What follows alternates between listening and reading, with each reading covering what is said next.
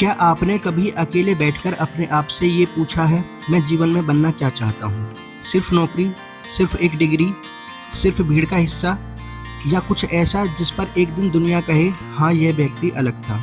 क्योंकि सच कहूँ, बहुत लोग जीते हैं लेकिन बहुत कम लोग उद्देश्य के साथ जीते हैं। और बिना उद्देश्य का जीवन दिशा बिना नाव जैसा होता है, चलती तो है पर पहुँचती कहीं नहीं।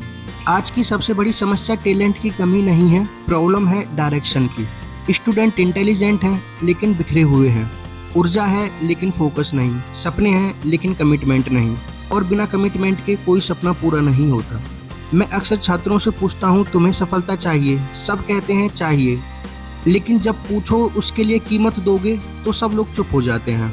क्योंकि सफलता मुफ्त नहीं मिलती, वह कीमत मांगती है, समय की, अनुशासन की, त्याग की और कभी कभी अकेले चलने की।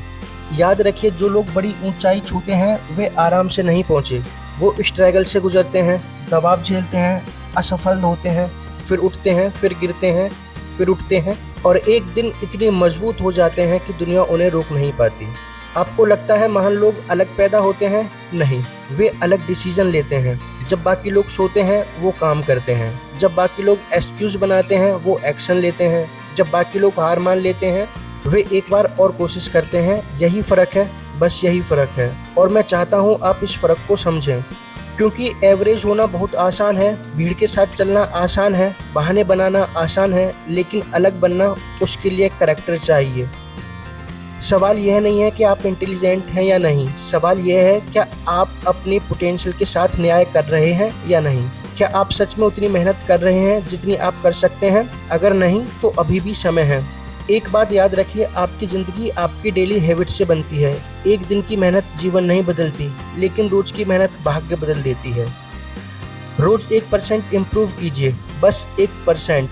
धीरे धीरे आप वही नहीं रहेंगे जो आज हैं। आजकल बहुत स्टूडेंट कहते हैं सर मोटिवेशन नहीं आता। मैं कहता हूँ मोटिवेशन का इंतज़ार मत करो, वह मेहमान है, आता जाता रहेगा।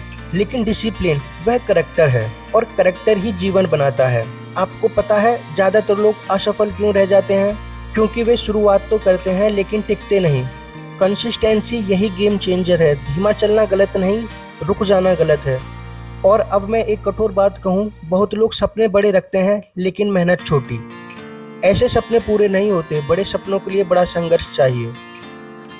आप सोचते हैं प्रेशर है, अच्छा है, प्रेशर ही तो डायमंड बनाता है। अगर जीवन आपको दबा रहा है, हो सकता है वह आपको मजबूत बना रहा हो। फेलियर, उससे डरते क्यों हो? फेलियर कैरेक्टर टेस्ट है, वह पूछता है क्या आप सच में इतने योग्य हो। और जो इस परीक्षा में टिक जाता है उसे सफलता देर से मिले लेकिन मिलती ज़रूर है। अब मैं चाहता हूँ आप यह पंक्तियाँ दिल में उतार लें। कोई आपको बनाने नहीं आएगा, कोई आकर आपकी किस्मत नहीं बदलेगा, कोई मिरेकल नहीं होगा।